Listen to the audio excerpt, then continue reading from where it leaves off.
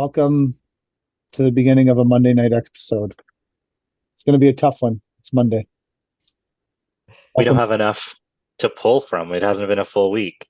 Well, I also think that we need to get this in though, because Trudeau heard us talking about him last week and is now banning podcasts, or the CRTC is going to have to regulate all podcasts have to go through the CRTC or something. Again, Including us. We don't He's- have a chance. He's well, coming we're for in us. Canada. So we're in Canada, so I'm assuming it would all go through us. Maybe Pierre can save us Well, in 2 years. in 2 years. Yeah. Yeah, it's going to be 2 I did- years. I did look at it. You do have to be like $12 million making off your podcast to have to register. Oh, well, but we're probably okay. So then. we're good. We're far from For that. now, we're okay for now. Yeah. But Yeah. you never know how quickly things can change for us. But I'd be interested in what information you have to supply once you're making $12 million, because it's not this, it's the next step after this that'll be interesting, whatever they introduce. Well, if you have $12 million, though, you probably have enough money to. If you have a $12 million podcast, you probably have. How many $12 million podcasts exist in Canada? That would be a more relevant question. Well, Like, I wonder. what are they regulating? Like 4 people? The How to Hardscape podcast I hear is getting up there. I don't know about that. I was thinking today as I was cashing a couple little checks. Whenever I started the business, I used to live in a pretty mediocre to low end home. It was my first house. I bought it with a down payment from my mom, and I lived maybe 15 minutes from the bank downtown. And every Friday afternoon, if I was lucky enough to have a check from a client, I would take what we'd call the money walk. And I would have my shower, have my dinner, whatever, and then I'd take my check and I'd walk down to the bank and I'd pop my check in the ATM or whatever, the direct deposit, and I had my money walk. I thought it was the greatest thing. And as the business gets older, I no longer have a money walk because I just cash the checks on my phone. I take a picture of them and shit. But I lost the spark of the money walk and how important that was to me whenever I started out as a contractor. Now it's a Did you money guys ever- scan. Did you guys ever have a money walk when you started out? Like, what really did it for you whenever you started out? Like, what was that one thing you're like, fuck yeah, this is why I do this? I don't know. I don't know. I never had a money walk. You never had a money walk? The money strut? No. When you I've strut? always How always did you scanned it deposit your in. checks? It was Scanned it always in? scanned in. Yeah, I think so. Huh. Honestly, I fucking hate collecting money. I hate it. You hate having the money? Because I at that hate point, the collecting stress money. is over. The money walk happens when the stress is done. You've already got the check. Unless it's a money run because you're afraid the client is going to bounce I the check. One time, Fancy Nancy, like, she wanted to be more involved and get paid more. And I said, okay, you can start collecting all the money. And she was like, okay. And so I just passed off the responsibility to her. And then I passed off the responsibility to Kelly. I fucking hate it. I guess I like the sale more than the, I'm more excited about closing the job. Or, I mean, I guess back in the day when we used to do a lot of like big residentials, like I used to be more, like, I remember when I closed that fish scale driveway with the fucking path cut through it, and that was like crazy. The fact that someone let us build that, what to me was like Did totally you have to totally provide insane. renderings? Did you have to give them a rendering for that job? Yeah, no, we like sort of described it and That's more insane that you didn't have to. laid it out. They Yeah. just Like- trusted you to do that with no rendering or anything. And how would you make the rendering? Because that's fucking. I think that for me is the magic of being a landscape contractor is convincing someone to do because to do something without a when design. I watch people doing stuff, or even if you have a crazy, like if you have an incredible design, finding someone and getting them to let you build it, that's the magic part of it. The money is, I've never been about the money, I guess, like getting as all the money, or I don't know. It's more fun to say, like, I convinced someone to let us fish scale their driveway and cut a weird path through it, where we actually cut the little squatters in half. So half of it is gray and half of it is black. Like, that's a crazy job. Like, it's still crazy. I drove by it the other day. I was in that neighborhood for some reason. I was like, man, this is the craziest thing that ever was a part of. There's 27,000 squadrons in the driveway. That's pretty wild. How's the poly holding up? Great, actually. Nice. I got no bitches on that project. What was the weather like that day when you It was sanded it? fucking December and it was pouring fucking rain. No way. No, it wasn't Maybe- raining. It had rained and we dried it all. We dried every You one of had those. to torch it. We had torched all 27,000 of those motherfuckers. Yeah. You charred the garage door and Charred up the garage doors, set the whole place. We set that place on fire, but the poly sand's fucking hard.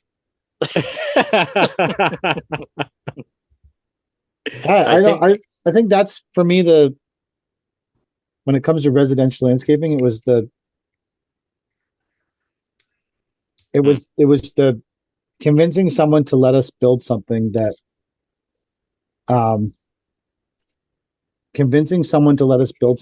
I didn't think anyone would let us build. Yeah.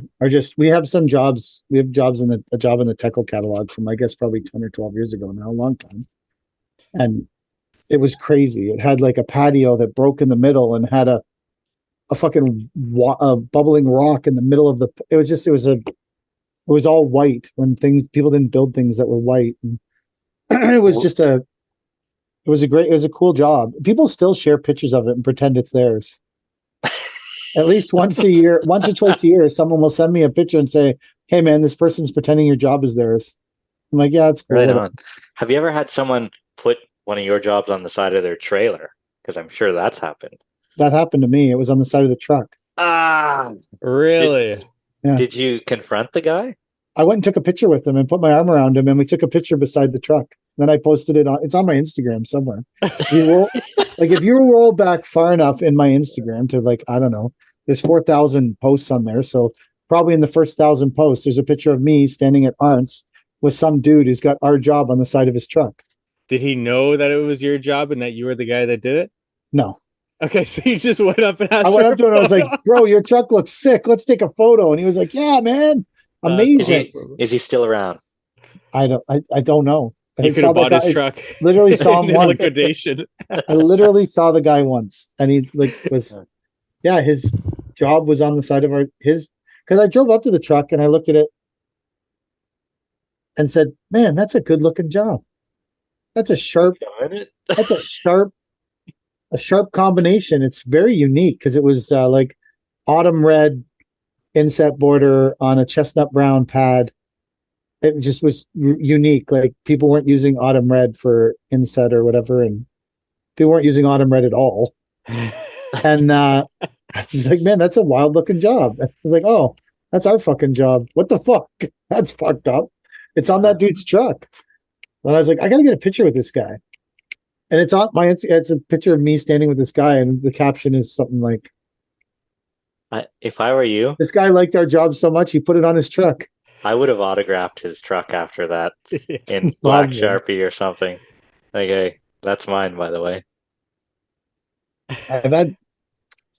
I've never really watermarked our pictures, so I've had like No. tons of, back in the day, like not lately, like, but back in the day, I had tons of people take our pictures and use them for shit. And Yeah. they show up different places, and I'd be whatever, man, like whatever.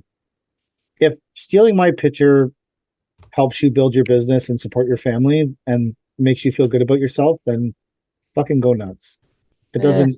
I know some people, it drives them nuts, and they have like, and I totally understand that and I get it, but I'm just not that guy. I'm just like, if someone's stealing your pictures of your work, then they're just a sad, desperate person. See, I don't see it from the starving guy trying to feed his family side of things. I see it from, you're swindling the fucking client at that point. Yeah.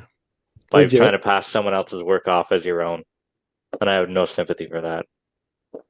Oh, I don't have sympathy for it. It just doesn't anger me to the point where I'd like hunt down lawyers and No, not hunt down lawyers, but I've put people on blast for it before. There's a guy in Ottawa who stole one of our like basket weave jobs and posted it in his ad and stuff like that. Just no patience for that. yeah, it just doesn't get my goat the same. Hmm. I agree with you that someone using our pictures to scam someone, but anyone who gets scammed, I don't feel sorry for them either. So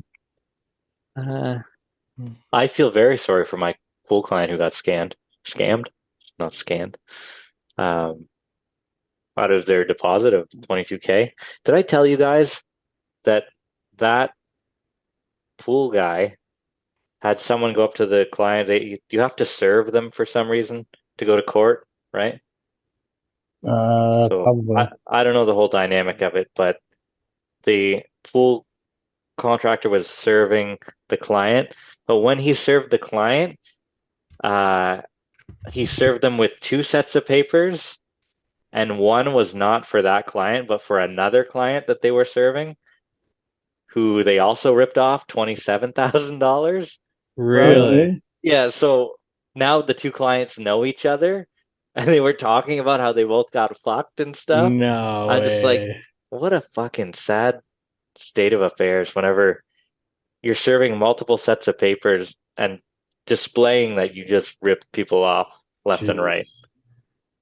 So That's Really? sad. That's Yeah. rough. But that job looks nice. The Everest looks nice. So far, yeah, we had to put it on pause for a minute so they could move the hot tub, and then the hot tub didn't get moved, and then the client was putting in their own gate. And hopefully that's done by the time we show up tomorrow. So we're on out of the backyard on the way through the driveway, and then just a little step at the front. So Nice. should be done by the end of the week, hopefully. Beautiful. And then on to the next one. I promised them it would be done just in time for paving in mid-October. And we're running out of time. I had a big board here. Season's getting right down to the wire here. Do you need me? Do you need me to send a crew out to Cornwall? Do you have a couple guys? I have a crew. Do you? Mid How are they October. at Mid October. Boulevard reinstatement? Perfect. Really? Machines, crew. What do you need? Couple guys on the rake, maybe? Couple guys on the rake. I could So probably. I bought for the tilt rotator. We You got bought a tilt rotator. You need a fucking rake. Well, What was the point of the tilt rotator then? so here's my problem. I have an operator, and we bought a grade beam, so I'm assuming that this is going to go really well.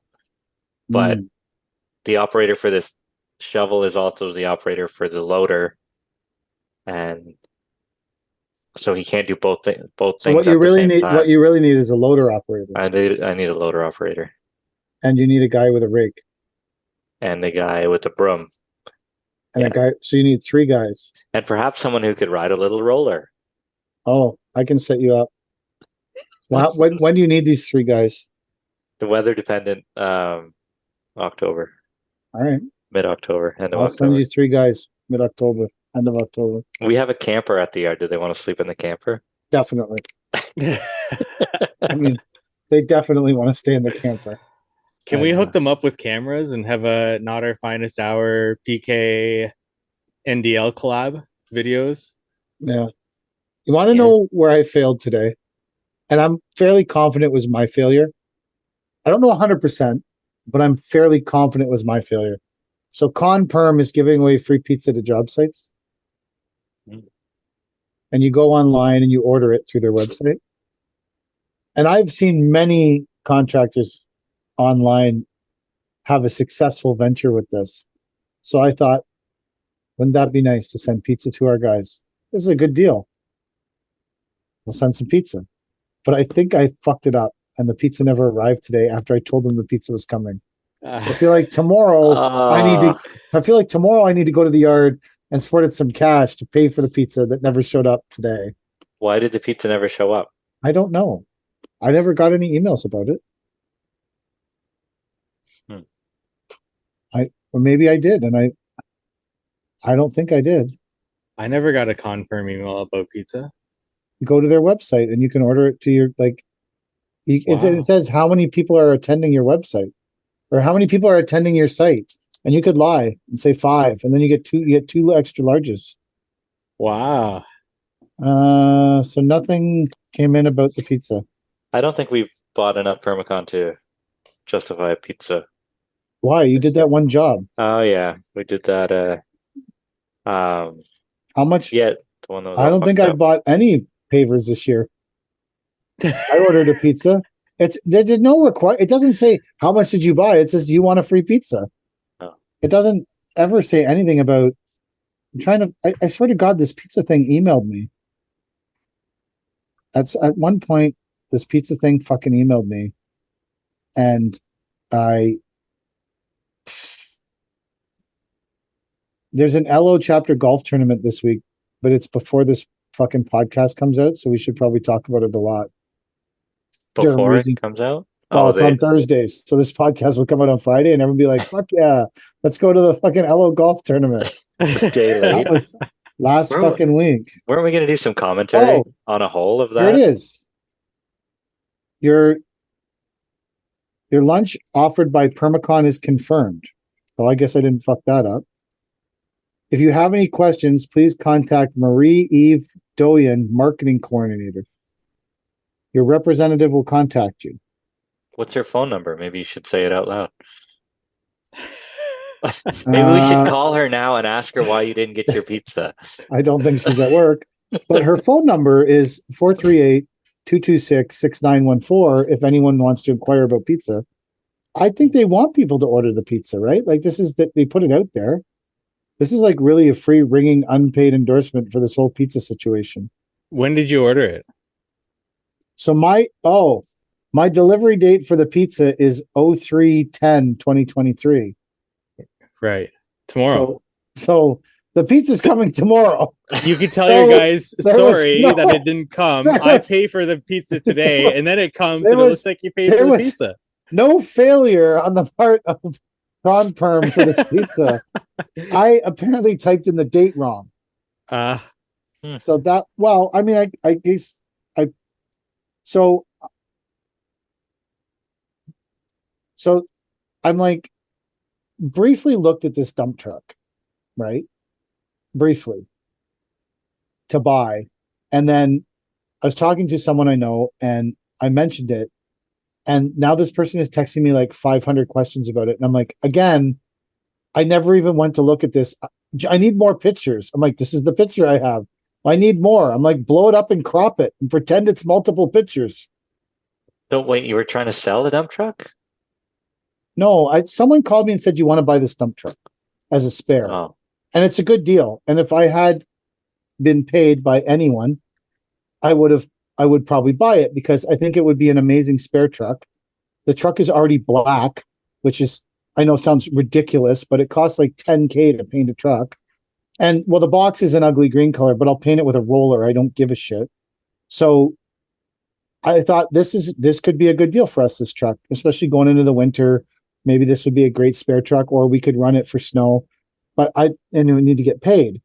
So I was talking about this situation with a friend of mine who is interested in buying a dump truck, and now he's obsessed with this dump truck. And he's asking me all these questions. I'm like, bro, I didn't really look into this that much. Like I have one picture of it. I need more pictures. I'm like, okay, that's what I said. You want me to start cropping the same picture? Here's a really close-up picture of the tire. Here's a really good picture of the fucking windshield. I don't know. It's the same picture. I'm just cropping it. He just texted me, is it an air ride cab? I don't fucking know. How would I know? Can't you tell from the one picture you got? I can't tell much from it at all, to be perfectly fair. Like, I have no idea. I don't know anything about it. A guy called me and said, you want to buy this? It's a good deal. Describe the truck. It is a good deal. And it's very cheap. It's recession pricing, right? What? It's recession priced. Why? We're not in a recession. Oh God. Okay, Trudeau, Team Are Trudeau. we? Jump on board, Team Trudeau. Come on. We Actually, we don't have a lot of residential, but commercially, we're rolling in it. Now I know why we've never taken a sponsor on this podcast. It's solely because we want to keep it under 12 million in earnings. That's the reason why. Yeah. We knew this was coming. Yeah, We could foresee it. Yeah. Totally foresee that it was coming because he wants to examine us for Canadian content. Yeah.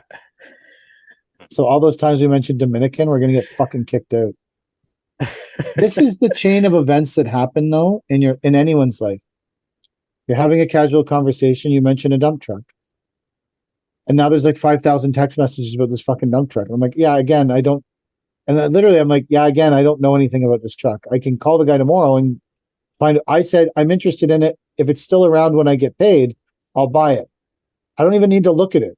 I just can. There's one picture. I'm like, yeah, for what you want for this thing, I can probably scrap it for more than that. And it comes certified, e-tested with a spiff axle.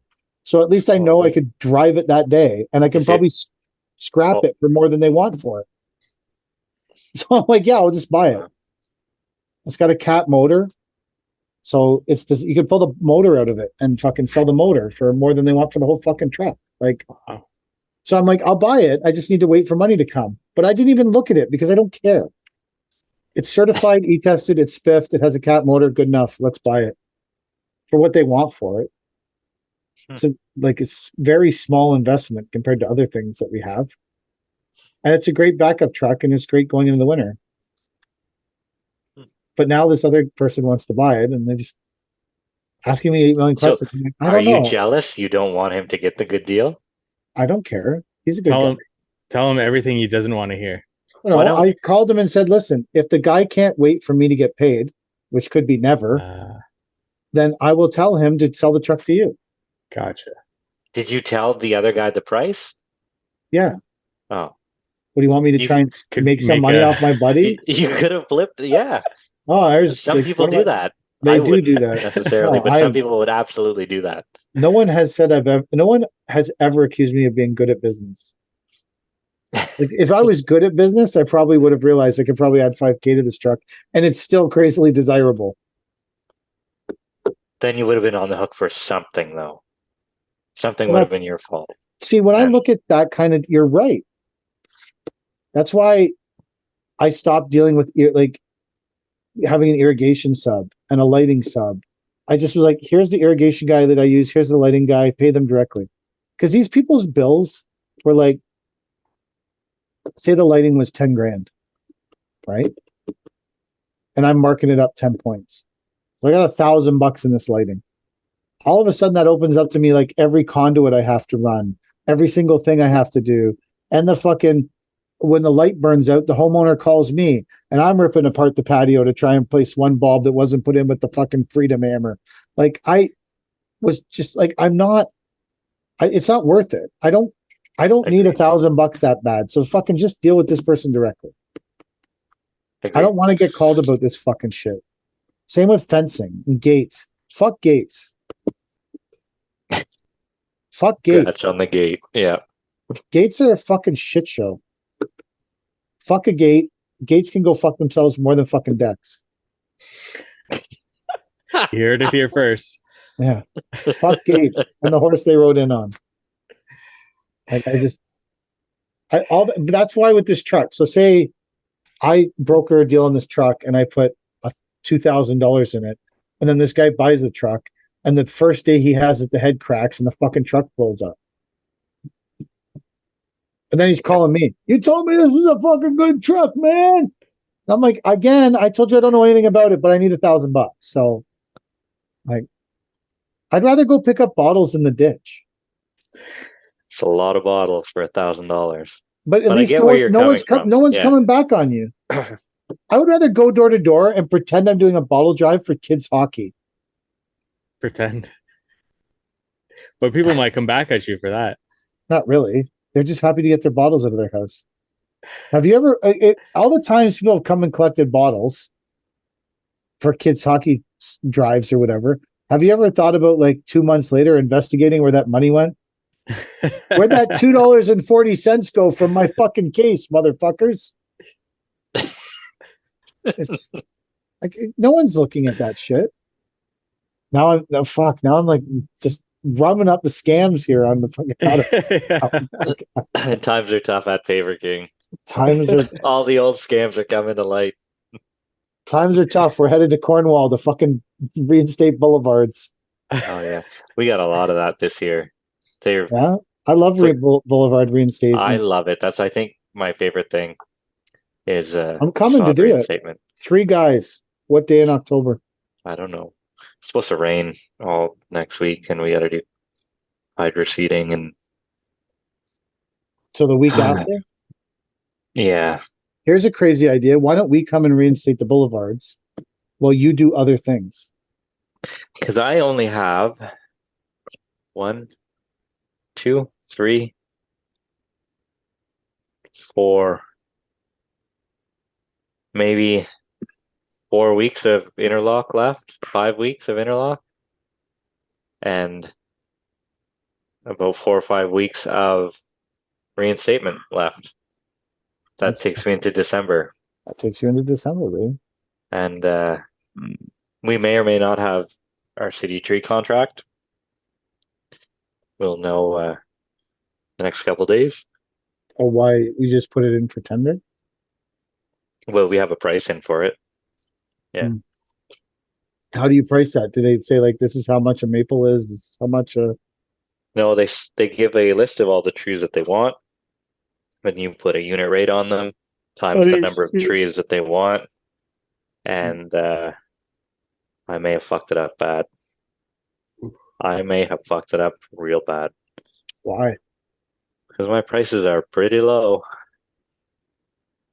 But there's still money to be made. It's just I have to shovel myself out of the bad price again. Mm. Who said that? I think that was me. I think, yeah. I don't know. I thought it But- was Andy.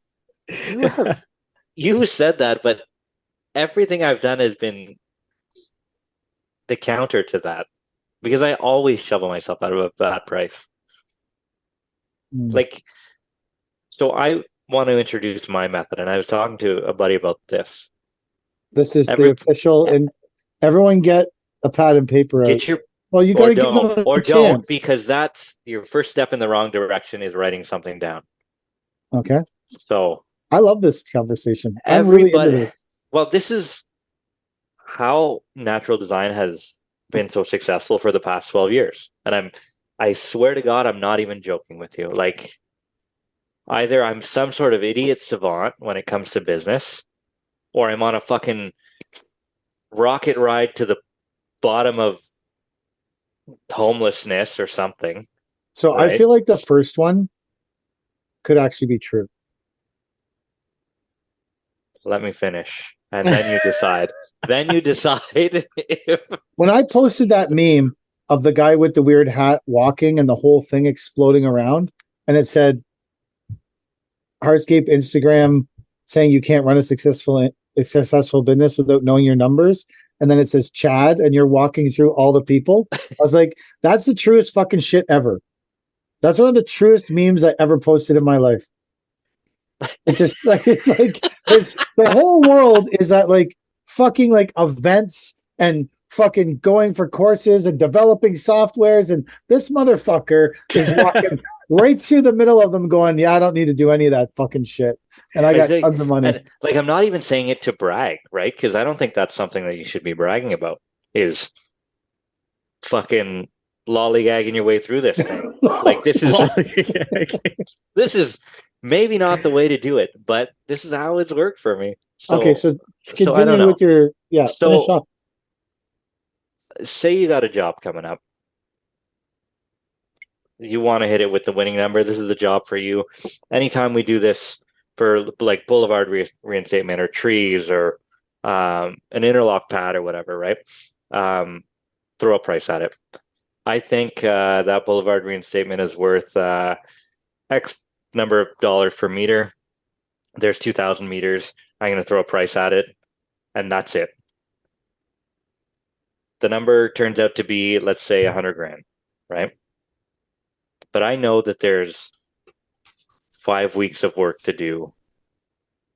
So I reverse engineer my $100,000 price to make sure that we're going to make money, right? So the price comes first. The price is at the top, and then I do whatever I have to do to make money at that price because I have the winning price at 100 grand, and it's cheaper than the other guy or whatever. But I'm going to throw all of my equipment, all of my guys, or whatever I need to do, whatever chess pieces I have in my tackle box or whatever, whichever guys I can play to make it work at that price and make money, which is almost the exact opposite of what I think all these other softwares are doing, right? It's They the spit out opposite. they spit out the price at the end. I'm putting the Yes. price at the beginning and then figuring out how we're going to fucking do it every time. So you're saying the most I can get for this job and be low is 100,000. Yeah. So now I need to figure out how I do this job for 100,000 and make money. Yeah. I can't go to 101 because I'll lose the job. I'll lose the job at 101. Can I do it at Yes. 100 efficiently and properly and still come out on top? So I've done that, but in a different way, because sometimes the deeper you look into something, like say the easiest place to get topsoil from is right around the corner. So basically everyone who prices a boulevard reinstatement prices it from right around the corner.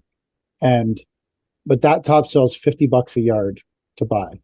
But it's so close. People are like, but if you actually look into it and find a place that's 20 minutes away and the trucking's a bit more, but the soil's only $10 a yard, and for the volume of soil you're saving versus the extra trucking, you're actually going to get your soil, because the other soil is worth 50 plus trucking, but it's close. So maybe it's worth $57 a yard, including trucking. But if you go 20 minutes down the road where the soil's cheaper, when you get it back to site, it might only be worth $37 a yard, and you still paid your truck. And that's like, I've reverse engineered things that way, because That's it, right? been in the same situation. We've like 100 grand's a top, as high as we can go, but we can put Bernie in the tandem and he can run topsoil all day or all week and we're still ahead, right? So we made 5 grand that way, right? And Shane's in the tilt rotator and we got a guy on a broom, and that's it, because the other 3 guys don't have to be there. So it's just as efficient. And why wouldn't you have a broom for your tilt rotator to eliminate the guy? I absolutely could, but if it didn't take 8 weeks to come in, right? But that's how long it takes to get a tilt rotator broom? No, it might be quicker. I don't know. But everything seems to take a long time to come in. But the moral of the story is go ahead, Trey. Well, having a tilt rotator, you could probably eliminate a couple rakers. Absolutely, right? And so I don't know how it's working for me, but putting the price at the top is the first thing that you figure out. And then figuring out how you're going to do all this stuff has always worked for NDL. And it's no different whenever you're doing a residential patio, right? But you knowing what multiple to come up with to get that price is somewhat you knowing your numbers, right? For you to get to 100,000 for that job? No, it's him not knowing his numbers. It's him knowing what the market will bear. Right. I know what the market will bear. So whenever you say know your numbers, I don't know what a man cost me a day in a truck with fuel and stuff like that, right? I have an idea in my head. Could it be wrong? Absolutely. It could be. I didn't even know. Mike PK said a couple of weeks ago it's like $700 a day to have a crew of 11 or something like that. Great. Where did that come from? How am I handling this? Like, is that true for me too? It's true for everybody. Well, I didn't know that. You're not, unless you don't want to pay your source deductions. No, you fucking want to go to jail. Like that's also another option. No, we're doing it. Like you're paying. Everything's above board. The accountant's dealing with that. Whenever CRA calls, I'm just the site guy, right? I'm not. I don't even know my numbers. Like, don't call me.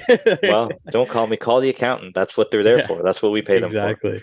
I think that the difference is, if you know that the market will bear $500 to put a pine tree in, and everyone else is putting in pine trees at $500, and you plug all your numbers into something and it costs you $600 to put a pine tree in, you can't, in the commercial world, you can't say, well, we'll just charge 600 for a pine tree. What you have to say to yourself is, I need to figure out how the fuck to put pine trees in for $500 profitably. Yes. What does someone else know that I don't? What are they doing Absolutely. differently that I'm not doing? It's not like that. I think that's something that's lost in the know your numbers conversation, is that everyone's always like, you got to punch it all in. You got to know your fucking numbers. Well, if you know your numbers and your numbers are grossly expanded, you're never going to get any work. I don't give a shit how much you know your numbers. If you're charging $100,000 for everyone else charging a patio that everyone else can do profitably for $25,000, you might get the odd bite. I agree. But fucking in a lot of economies, you're going to fucking sink because you're just not going to get any work. So it's fine to know your numbers, but on the flip side, you also need to be able to figure out how other people are doing things for less than you and remaining profitable. I think the way that Chad quotes there is perfect for commercial contracting, because you do need to know the market, right? If it's lowest bid, whereas residential landscaping, you don't have to be necessarily lowest bid to get the job. I think usually you got to be close, though. Generally, you do have to be pretty close. Well, I'm not saying if someone gets 5 bids, you don't need to be close to the bottom one, but you need to be somewhere like, even if you're the top, even if you're the top, if everyone's bidding 50 grand for a job and there's one bid at 25 grand, you could still get that job at 55,000. You could be the highest bid and still get that job for 5,000 more. But if you've punched all your numbers into your thing and it spits out that you got to do it for 90 grand to be profitable, you're not getting that fucking job. And then that's just where you become too overexpanded for the projects that you're taking on. For example, if I was to focus on lift and relays, which doesn't require any equipment, but I go out and I buy a skid steer, an excavator, a bunch of different equipment, I've now expanded myself beyond what the market can bear. Right? How many Denali's do you have? Exactly. So, but you bought this skid steer and this excavator and all this shit, but when nobody's calling you for lift and relays, you're out there moving pallets or whatever and doing topsoil and sod and all this other shit that you couldn't do if you didn't have the equipment, right? Yeah, that's just an example as like being overexpanded for what the market can tolerate, right? Are you saying you're saying that company's only doing lifts and relays? Exactly, yeah. And that's the same with install. Like if you were a paver install company, but you go out and you buy a massive excavator that you don't need, right? Yeah. One of the best decisions we ever made is to hedge our bets and not just be interlock guys, though. Right. Right? Like, if you can do brick, I don't see why you can't dig trees. Like, it's not a skill that is all that difficult to learn. But if it comes down to it, you can make extra money doing that. Right? Like in the spring and the fall, if you don't have a lot of interlock work while you're planting trees, and it's really lucrative, I guess. As long as you can do it quickly and for the right price. Chad, does all your equipment go out every day? Absolutely not. No. Sometimes I have shovels that sit there for a week at a time, or I have 3 skid steers right now. By some miracle, they're all out right now, but sometimes one sits for a week or 2 or 3. The Bobcat sat for the last 3 weeks, and then it only went out this week, right? Mm-hmm. But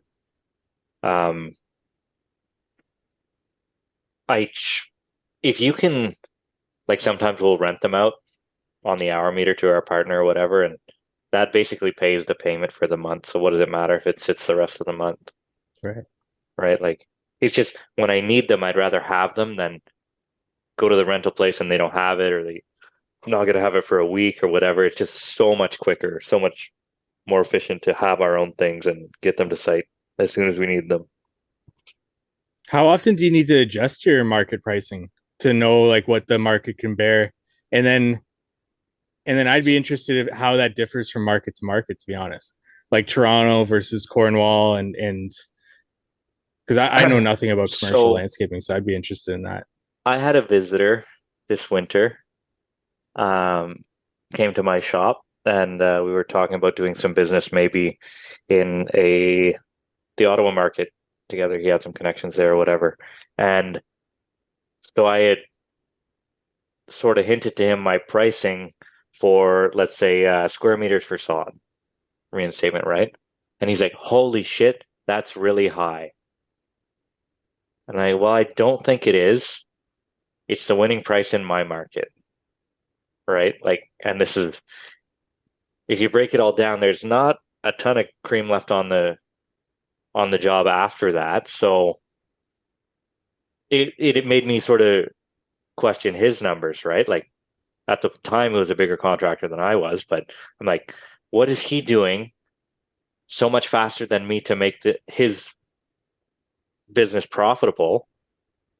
And how, like, do I have to do that same thing? Maybe I can get my price down, but I don't need to because I'm already the low price. Like, and the wheels were spinning, right? Like, because I'm going after what I thought his top dollar was and how he could do it more effectively and cheaper and all this shit. And I'm like, because that's just how my brain works: is the price is there. How can we do it faster and get the lowest price for the job and still make boatloads of money? It's just always been the opposite for me. It doesn't start at zero and go up. It starts at the top and goes down. Because I'd assume like larger cities like Toronto have more contractors entering the market that drive down the price from time to time. And then when those contractors go out of business, the price rises and so on there. Whereas Cornwall, I would assume, stays fairly flat in terms of the pricing. A couple of years ago, we weren't low bid, but we weren't also set up to do all this stuff as efficiently as we do it. So maybe we came in after the last guy. Actually, he died.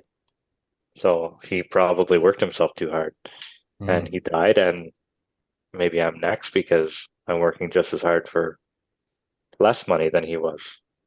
So I don't know. We'll see. You never know until someone takes it from you, right? You never know until the job's already gone. And then you got to sharpen your pencil. And then do you see what others bid against you and you're able to, when you win a job? So if you're doing something for like the township or the city or something, yeah, they'll release all the bids. If you're bidding for a GC, unless you really got an inside connection, it's generally frowned upon to share pricing. Gotcha. I don't know the legality of it. I think it's legal, but I don't know. Well, it's private tender. They can do whatever they want. Yeah. Yeah. It's closed tender. They don't have to, like, municipality has to take low bid unless they can chuck it because of some, like, you don't have the forces to do the job, or if they think. But I mean, in general, municipalities take low bid because if they don't take low bid, they get sued.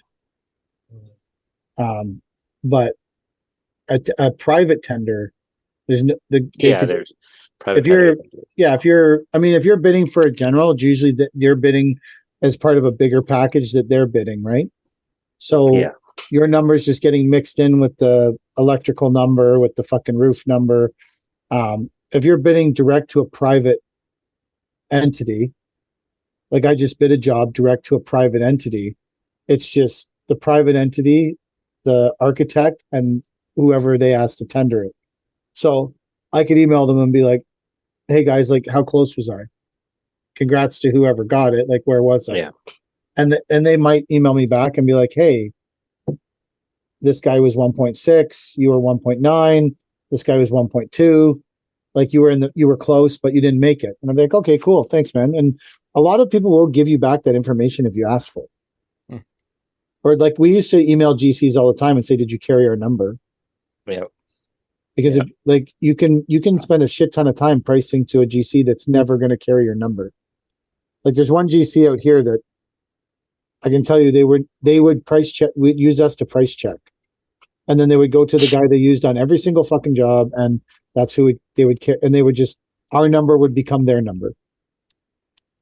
So it's, I mean, you can ask for that information, but there's no, I mean, if I've sat in, I mean, I don't know if they still even do this. Who knows? I haven't been in this world in a long time, but I've gone to municipal tender openings where you just sit in a room while they rip open everyone's envelope and read the number. Ooh, And I've everyone's never sitting been to there. one of those. Oh, I've been to lots of those. Yeah. That's old. I guess that's OG stuff. That now they probably just post it all online. Yeah. But we used to all sit in the room because you would want to watch them rip your envelope open and rip everyone's envelope open. And the envelopes had to be there by exactly 1 o'clock in the afternoon. If you were there at 1:01 and your envelope was stamped past 1 o'clock, your tender was thrown in the You're out. garbage. Yeah. I've seen them open up envelopes and read and say, yeah, you didn't fill out addendum. You didn't check the box for addendum 3 in the garbage, $3 million tender. Someone probably spent 2 weeks doing. One They time I forgot to didn't put check my one bid box. bond. Yeah. Yeah. Forgot to give the check. So we were They low just, bid too, and I forgot and, the check. and they threw it away. Yeah. Yeah. Like, Yeah. fuck. Oh well. Live and learn.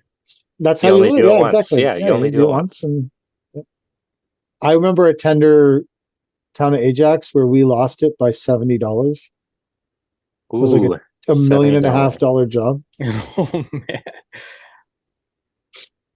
And I Point zero remember zero zero I one remember him percent. calling me and saying, fucking lost by $75. And I said, something else will come up. And the next, like within 2 hours, someone called for a GC thing that we had bid that was like 1.5. Wow. Like it's a different world. It's Yeah. different. You take way more. I don't know where the money walk is in that world, eh? Where? Because if you get the job, you're probably worried. Why the fuck was I low on that? I've been in sitting in rooms where there was 30 people and 30 tenders being open, and I was like, if we are low, we are fucked. But then that's where We missed something. my whole idea comes in. How are we going to make it? We got the job now at the price that we thought was okay. Now we have to grind to make it work and make some money. Okay, but I've been on one where a guy missed the mulch, and installing the mulch was the whole fucking job. Like he just forgot to put the mulch. Like we were all like 70,000, and the guy was like 35,000 because all he had in it was the fucking labor. Ooh. Oh.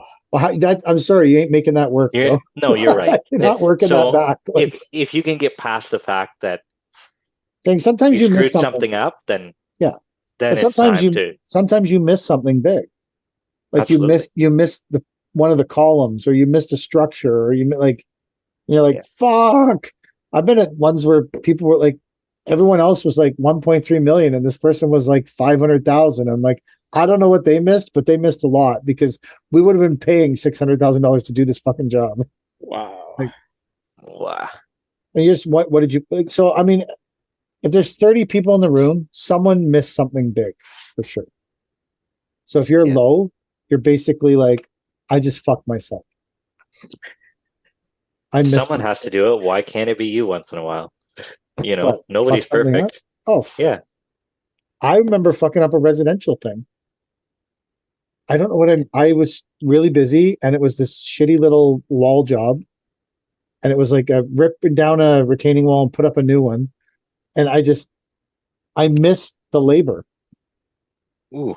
So I submitted the bid over email for like $1,800, but that was the fucking material, and the job should have been like $6,000. Because that wasn't even like the excavate. I really fucked it up for like $4,000. And a guy I know was the next contractor, and they said, "Do you know this Ridge Lake person?" And he's like, "Yeah." It's like, how can you do this job for that much? He's like, "He can't. Don't hire him. He's terrible." Ooh. He's worse. Well, because he knew I was fucked. He was trying to help me. And he called me when he left. He's like, "Bro, I just saved your ass. You're like 4K low on this." And I'm like, "Really?" Then I pulled it out and I was like, "Holy shit, I forgot the whole labor item." Wow. That doesn't happen in my software. My yellow pieces of paper. You're doing, but now I double check all my tallies all the time.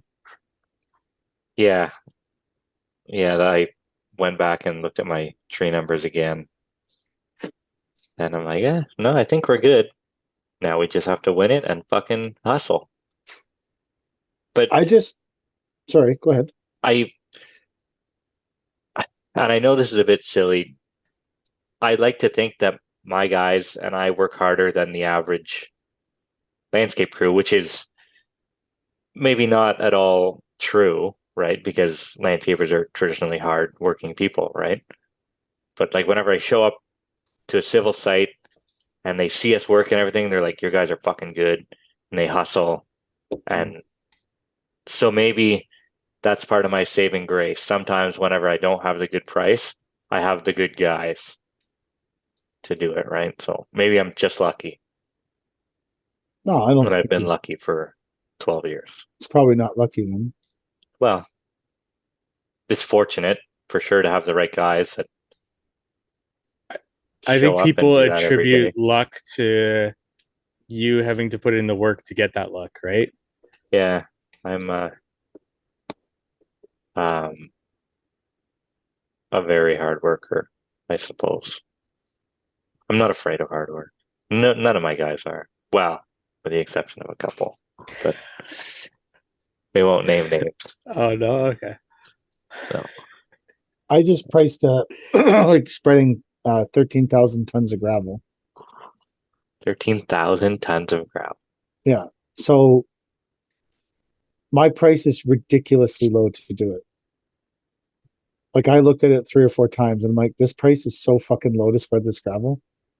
But no matter how many times I did the math, I ended up at the same fucking price because normally this place is 8 minutes from the gravel pit. So I'm buying, trucking, spreading, compacting that gravel cheaper than I would normally truck that gravel anywhere. But it's because one truck can bring 15 loads in a day. So I also priced a job that was like 30,000 tons of gravel recently. And the difference in the per ton spread rate on the gravel was $20 a ton. But my number's right. It covers all my costs. It's exactly what needs to happen. I'm hoping that the fact that I did, because I mean, I probably could have juiced that number a bit because it's so ridiculously low. Like most people wouldn't even truck and supply the gravel for what we're doing the whole thing for. Wow.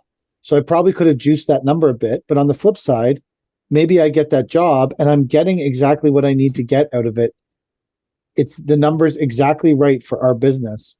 And I felt like this is in a market where you like, it's also someone I know that I priced it for. So I want to be very fair with them because I'm very appreciative of them calling us for this opportunity. So I'm trying to be, but he also understands we have to be fair for everybody. But that's a fair number because of the proximity of the gravel to the project. So it just, if I gave you the number and said, this is what I'm spreading gravel for and compacting it, people would be like, you're fucking nuts. You won't make a penny. Meanwhile, the proximity of the gravel, we might spread 120 loads a day.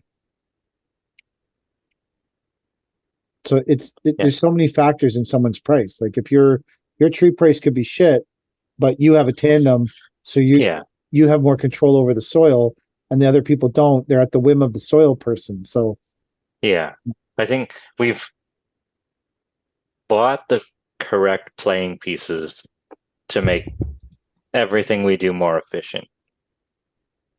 Right. So maybe that's why we can do things cheaper than other guys. So beyond, go ahead. Like, don't get me wrong. Like, I don't want to be the cheapest guy. I want to have the cheapest price, right? I want my margins to still be high, right? But I also want to have the low price to do it. Like to win the job, to be able to do it my way. And I think there's a disconnect. Everybody thinks low price means low profits. And that's I haven't made that connection, or I don't make that connection with what we do. Well, you could, I mean, in the commercial world too, you could be low price because no one else wants to do the fucking job. True. Like, so five, Or no they one's put, capable. Here, no one's capable. no one closed it. Like, if you're Yeah. the only, like, say you bid this tree job for the municipality and you're the only person who closed the job. I've been to tender openings where I've been to tender openings where there was two of us sitting in the room waiting for them to rip the open. And there's only fucking two people because it was a absolutely crazily complex job that needed 15 conveyors to go through an underground tunnel to get gravel into the job. Well, like everyone else looked at it and was like, I don't even want to fucking be bothered with this. And when it came across the desk, it's like, wow, that's a great opportunity because most people are going to throw this away immediately because it's fucked. It's super fucked to do. But if you figure out a way to do, so when I was there was like there was us and one general. We built a sign going into a city once where there was only us and one other bidder because you had to, like, the city required you to buy this weird rock from the quarry. And then it had to come from that quarry no matter what. And then the pieces of the rock of the armor stone were 6 inches thick and could only be 3 feet wide. But to get 6-inch thick armor stone, they come in big, huge, wide pieces. So all we did for like 2 months was cut armor stone into 3-foot pieces. Ugh. It was endless. We did it endlessly, like for months, all day long, every day, cutting these things because you had to build these planters. Well, no one else could be bothered to do it. I don't And blame no them. one wanted to deal with the weird quarry because on top of it being the only place you could buy it, they They were wouldn't give you, assholes. they wouldn't give you pricing for anything, and they were fucking assholes. Yeah, we had to go with our own trucks to get it because they refused to deliver it. Like, why did you pick these people? Did anyone go here and meet these people before you required this as a fucking? And you had to deal with a certain sign guy to put the sign up, and he was a fucking goof too. Why are we like? But no one else would do it, so we got the job, and it kept us busy for 3 months. So, I mean, that's finding shit that no one else will do that's the whole basis of a lift and relay business, right? Yeah. How many times when you're bidding lift and relay are you bidding against someone? Oh, never. Really? I don't know the last time I've bid against lift and relay, but that's also because a lot of that comes from that older folks area that is prime for lift and relays. And I have yeah, go ahead. I have a hard time with lift and relays because I feel like you're bidding against the client's expectations of what it's supposed to cost because they already paid for it once. Yeah. Right? Like you may not be bidding against 2 or 3 other guys, but you're bidding against them thinking this 1,000 square foot driveway is going to cost $2,000 to lift and relay. That's like, especially when it's a fairly new project, like within the last 3 years that they had it done, Yeah. and now they have to do it again. I typically turn those down or talk to them about their project a little bit more and try to get to know a little bit more about them. But these projects that in this older area, these are like 15 years, 20-year-old driveways. So it's they're What's pretty. the average lift and relay 20-year-old driveway go for? The average? Well, I haven't done one since 20. When did the pandemic start? I don't know. 2020? I don't remember life before pandemic. No. It was about, I would say, just under 10,000. Everyone should also be wearing a mask every day. I'm only saying that so we don't get like our overlords. Yeah. Yeah, it was just under like 10,000 for a 750 square foot. But I could get that number if I went into my emails here. So 10,750 square feet. Did you put poly sand in? Yes. So 750. I allow $50 to buy it, and I allow 50 square feet a bag. So 750. Oh, fuck! I just forgot we got to resand someone's patio. A project you did, or no? It's someone did it 10 years ago, and it was. It's good you were on here today. So yeah, I got to put that on the board. So you got $750 in poly sand. And how much pavers, like how much HVB would you buy on average for a lift and relay? 5 yards, 50. No, like 2.5. 2.5. So Yeah. let's call it you got 1,000, and then you got to redo the edging, right? The edge restraint. Yeah. Yep. So let's call it you got maximum $1,200 in materials Yes. for that job. Yeah. And you're saying you did like 10,000. Probably just under 10,000. So let's call it 10,000. Like, and how many days would a job like that take you by yourself? By myself, it would take me 5 or 6 days. It's not bad. Yeah. That's a That winner. was That's a winner. good, but I signed up like half a street doing that. And that was a lot of lift and relays, and that burnt me out of lift and relays. So that's when I decided I was going to try to get out of the lift and relay Like, space, because that killed me. are you doing all the lifting as well as the relaying? Yeah. He's by I'd assume himself. so. Yeah, No, I know, no. but At like, that time, I had 1 or 2 guys Oh, helping did me. you? Okay. Yeah. It was only this past year and part of the last year that it's just been me. I could really get Do you behind prefer so by much in my yourself? head. It's peaceful, but it's no, I do not prefer it by myself. Oh no, you could like legit. Like No, absolutely, yeah. like there's some great things about working alone. I had 2 guys throughout the pandemic that I could rely on that were awesome, and that was probably my favorite time in business ever. They showed up every day and Yeah, they were awesome. Did you have to put a divider in the truck so that No, they couldn't breathe at each other? because of my hiring situation, I need to find people that have a license, that have their own vehicle, and that they can drive themselves everywhere, right? So it's a very finite pool of people that I've got to choose from for hiring. Yeah, that makes it tough. It does. I remember